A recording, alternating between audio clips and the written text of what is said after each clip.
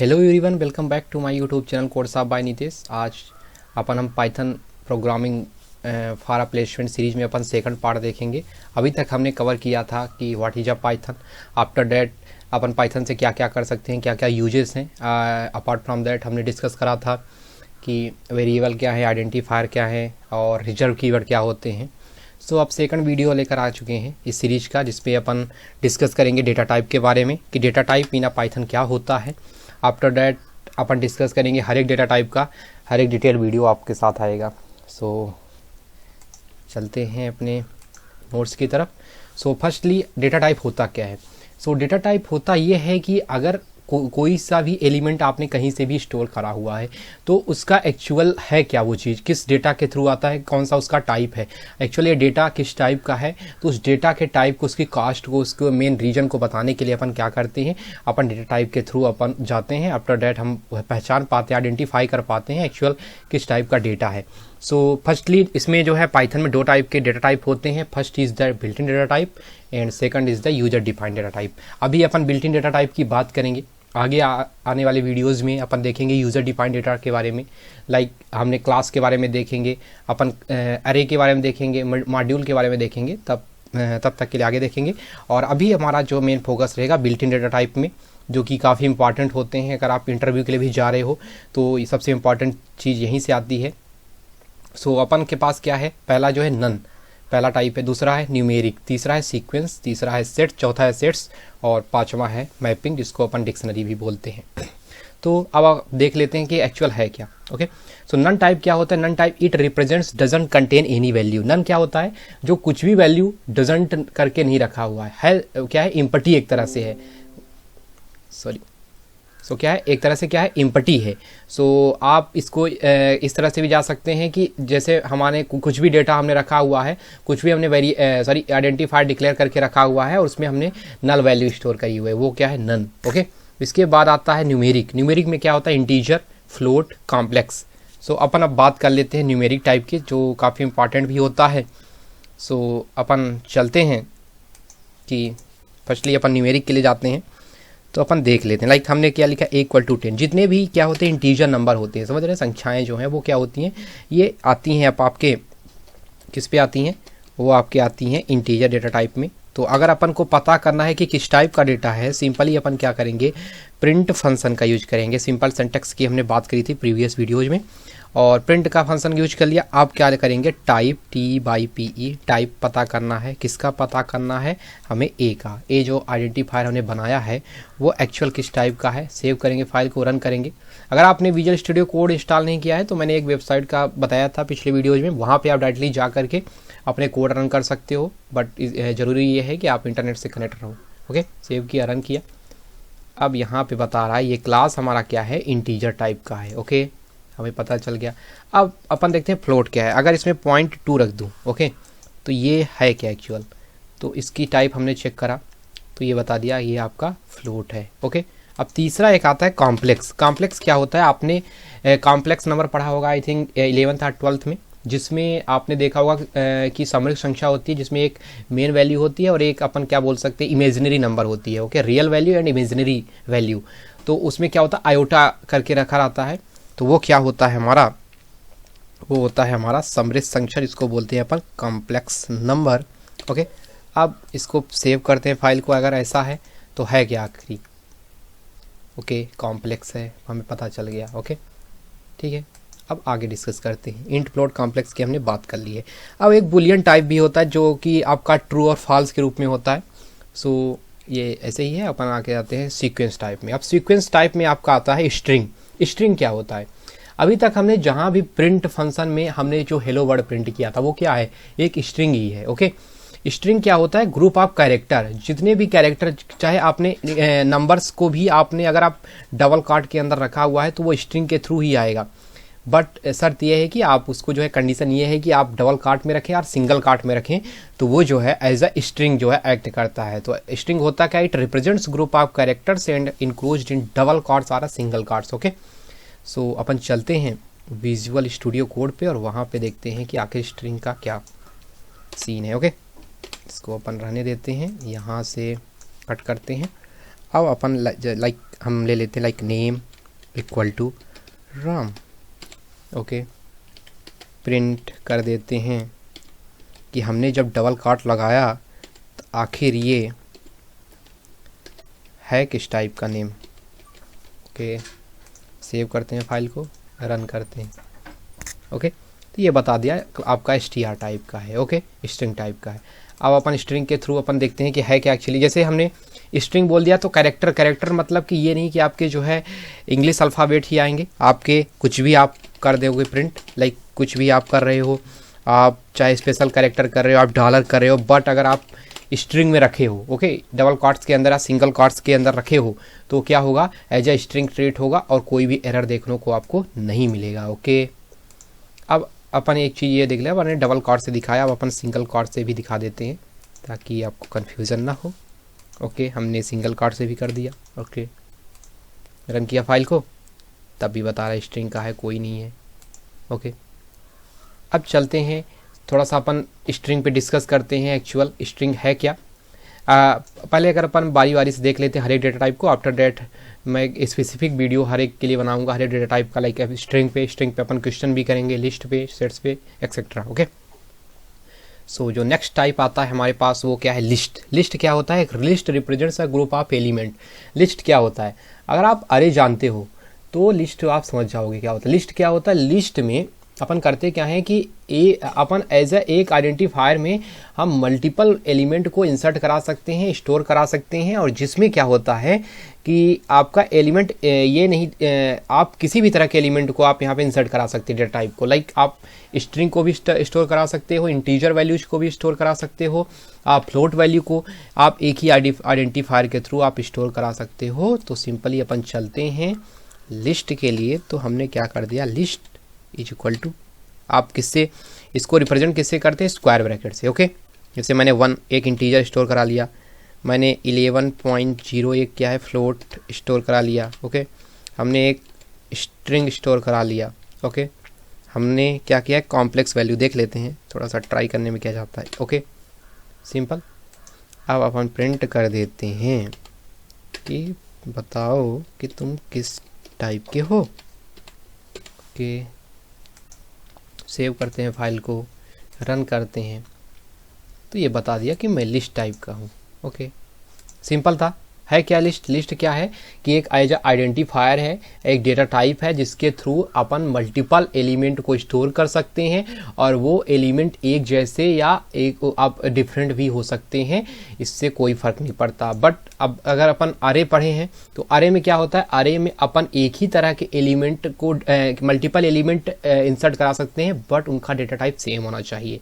वो शर्त क्या है उनमें कि आपके इंटीजर है तो इंटीजर को ही आप स्टोर कराओगे एक आइडेंटिफायर के थ्रू, बट यहाँ ये सीन नहीं है। आप इंटीजर, फ्लोट, स्ट्रिंग एक्सेट्रा आप जो है मल्टीपल चीज़ों को एक ही जो है डेटा टाइप के थ्रू आप जो है आइडेंटिफाई कर सकते हो। ओके, अब अगला आ जाता है टपल। टपल क्या है, सॉरी, तो अपन देखते हैं लिस्ट। लिस्ट हमने देख चुका है लिस्ट को। तो लिस्ट के कुछ कंडीशन होते हैं कि लिस्ट के आपको वैल्यू को थ्रू आउट प्रोग्राम आप चेंज कर सकते हो, मॉडिफाई कर सकते हो। अब आप आगे देखते हैं अपन टपल। टपल क्या होता है, tuple is as similar as list. List के ही सिमिलर होता है, बट टपल में डिफरेंस क्या जाता है लिस्ट से, कि लिस्ट में क्या होती हैं चीज़ों को आप जो है मॉडिफाई कर सकते हो, बट टपल में जो है इम्यूटेबल होते हैं, मतलब आप थ्रू आउट प्रोग्राम इनको चेंज नहीं कर सकते हो, और ये रिप्रेजेंट होते हैं यूजिंग क्या होते हैं आपके पैरेंथेसिस। बट आप लिस्ट को कैसे रिप्रेजेंट करते हो, as a square bracket. So interview में काफ़ी ज़्यादा क्वेश्चन पूछा जाता है लिस्ट क्या है, टपल क्या है, और दोनों के बीच डिफरेंस। तो मैंने लिस्ट भी डिस्कस कर लिया, टपल भी डिस्कस कर लिया कि दोनों सेम है बट डिफरेंट। तो क्या होता है कि हमारा जो टपल होता है वो भी एज सिमिलर होता है लिस्ट के। ओके, उसमें क्या होता है, लिस्ट में अपन जो है डिफरेंट डेटा टाइप आइटम को जो है मल्टीपल एलिमेंट को अब एक ही आइडेंटिफायर के थ्रू जो है इंसर्ट करा सकते हैं, एज वेल एज अपन मॉडिफाई कर सकते हैं। बट टपल में क्या है, डिफरेंट डेटा आइटम के मल्टीपल एलिमेंट को एक ही आइडेंटिफायर के थ्रू जो है इंसर्ट करा सकते हैं, बट क्या होता है कि आप जो है सारी एलिमेंट को जो है इंसर्ट करा सकते हो, बट शर्त ये है कि आपका जो एलिमेंट होगा थ्रू आउट प्रोग्राम चेंज नहीं होगा।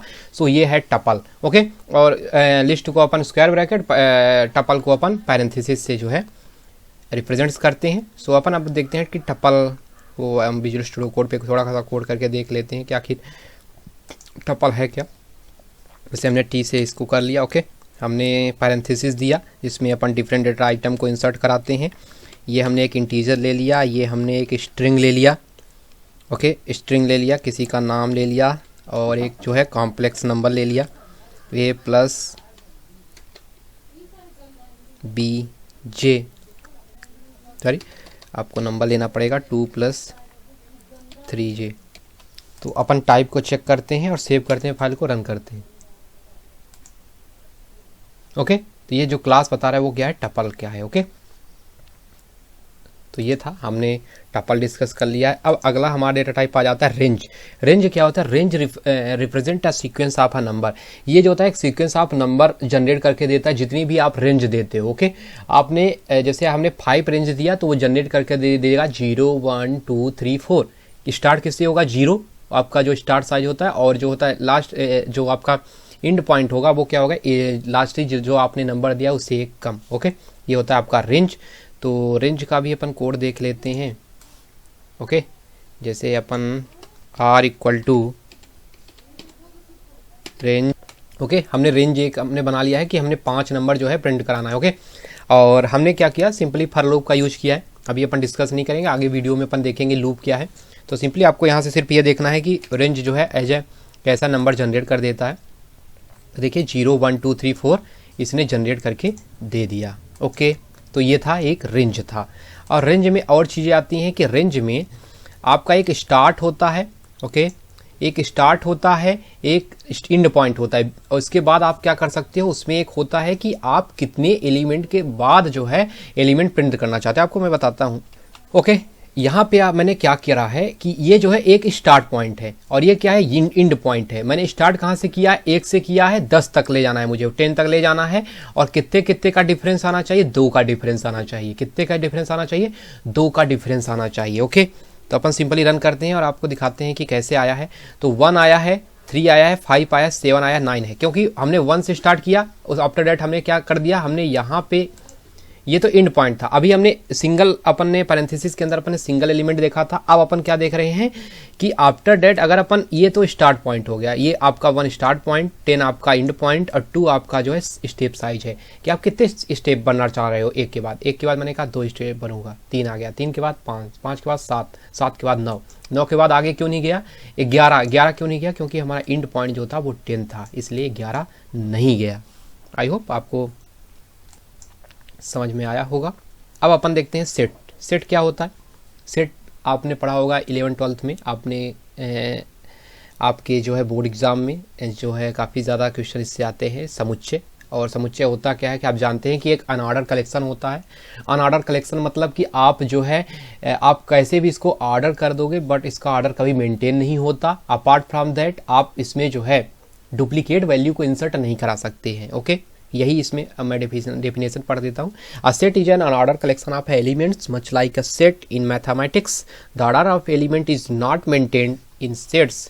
A set does not accept duplicate elements. Set are unordered so we cannot access using index. Set are represent using curly bracket. अभी हमने देखा कि लिस्ट को अपन स्क्वायर ब्रैकेट के थ्रू जो है रिप्रेजेंट कर रहे थे, टपल को पैरेंथेसिस, अब सेट को जो है करली ब्रैकेट के थ्रू जो है अपन रिप्रेजेंट कर रहे हैं। तो सेट क्या है, मैं जो है कोड के थ्रू समझाता हूँ आपको। जैसे हमने ले लिया S = करली ब्रैकेट में, आप यहाँ पर भी डिफरेंट टाइप का एलिमेंट जो है इंसर्ट जो है स्टोर करा सकते हैं। एक स्ट्रिंग ले लिया मैंने और एक जो है फ्लोट वैल्यू ले ली, ओके। अब हमने क्या किया कि हमने और चीज़ें लेते हैं, यही चीज़ों को मैं जो है फिर से जो है रिवाइज करता हूँ, ओके। मैं एक और स्ट्रिंग ले लूँगा, ओके। मैं एक और जो है फ्लोट वैल्यू ले लूँगा। मैंने क्या यहाँ पे करा हुआ है कि मैंने जो है डुप्लीकेट वैल्यू को इसमें रख दिया है, ओके। अब अपन प्रिंट करा के देख लेते हैं कि एक्चुअली यहाँ पे होता क्या है। तो एक्चुअली यहाँ पे अपने रन किया और हमने देखा कि जो भी, इसको थोड़ा सा मैं छोटा करता हूँ, ओके। हाँ, जो भी मैंने डुप्लीकेट वैल्यू इंटर करी थी, लाइक मैंने 1 एक बार इंटर किया था, दूसरी बार किया तो उसने क्या कर दिया, उसको रिमूव कर दिया। मैंने 2.0 दूसरी बार इंटर किया डुप्लीकेट तो उसने क्या कर दिया, यहाँ से रिमूव कर दिया। तो ये होता है सेट। तो सेट क्या होता है, मल्टीपल वैल्यू को जो है सॉरी जो है डुप्लीकेट वैल्यू को जो है एक्सेप्ट नहीं करता है, उसको रिमूव कर देता है, एज वेल एज अनऑर्डर्ड होता है, कर्ली ब्रैकेट के थ्रू जो है अपन इसको रिप्रेजेंट करते हैं। सिंपली अभी आप यही समझिए, आगे आने वाली वीडियोज में हम इसके सारे ऑपरेशन देखेंगे, फंक्शंस देखेंगे। ओके, अब अगला है हमारा मैपिंग, जिसको अपन डिक्ट भी बोलते हैं और डिक्शनरी भी बोलते हैं। तो डिक्शनरी क्या होते हैं? Dictionary represent a group of element in the form of की वैल्यू पेयर। डिक्शनरी क्या करती है? आपके जो है एलिमेंट, आपने जो भी एलिमेंट आप स्टोर कर रहे हो एज अ की, एक आपकी की बनाएगा और एक आपकी वैल्यू बनाएगा। की वैल्यू क्या है? जैसे मेरा नाम जो भी है, जैसे मेरा नाम राम है, तो राम का जैसे मुझे फीस, आप स्कूल में हो, आप कॉलेजेस में हो, फीस बतानी है, तो मैं यूजिंग द डिक्शनरी कैसे आइडेंटिफाई कर पाऊंगा, कैसे अपन रिप्रेजेंट कर पाएंगे?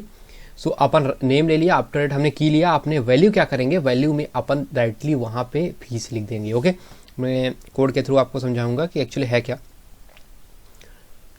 इसको भी अपन कर्ली ब्रैकेट के थ्रू जो है रिप्रेजेंट करते हैं। ओके, सो अपन दिखाते हैं कि होता क्या है। जैसे डी हमने ले लिया, ओके, जैसे राम ले लिया, ये आपको की एज आपने स्ट्रिंग ले लिया। ओके, अब यहाँ पे वैल्यू के लिए आप क्या करेंगे? कॉलन का यूज करेंगे और उसकी फीस जो है वो 1000 ले ली। दूसरा बंदा है श्याम, ओके, श्याम जिसकी फ़ी है 2000। ओके, हम प्रिंट कर देंगे, सॉरी प्रिंट कर देंगे डी को।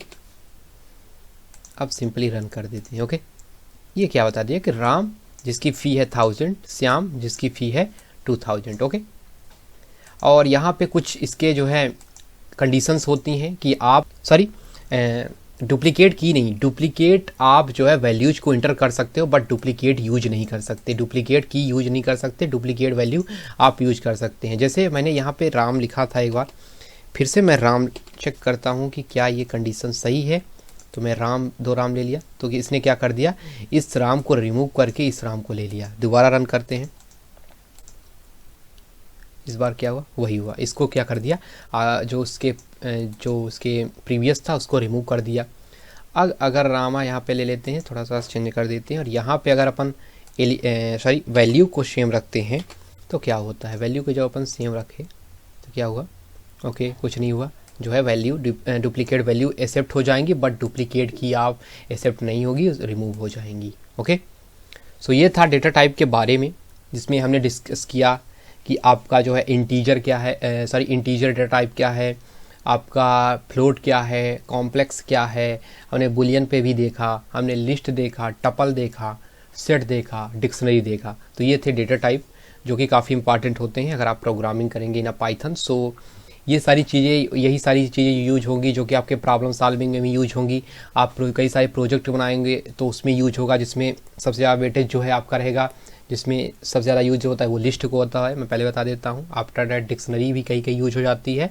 तो दो चीज़ें जो है ज़्यादा यूज होती हैं, लिस्ट और आपके डिक्शनरी। अपार्ट फ्रॉम दैट अब आप स्ट्रिंग पे काम करोगे तो आपको क्या यूज होगा? वहाँ पे आप स्ट्रिंग डेटा टाइप के थ्रू आप जाओगे, जिसमें कई सारे आपके जो है प्रॉब्लम सॉल्विंग क्वेश्चन भी आएंगे। सो ये था, आई होप आपको वीडियो पसंद आया होगा। Thank you for watching my video. जय हिंद, जय भारत।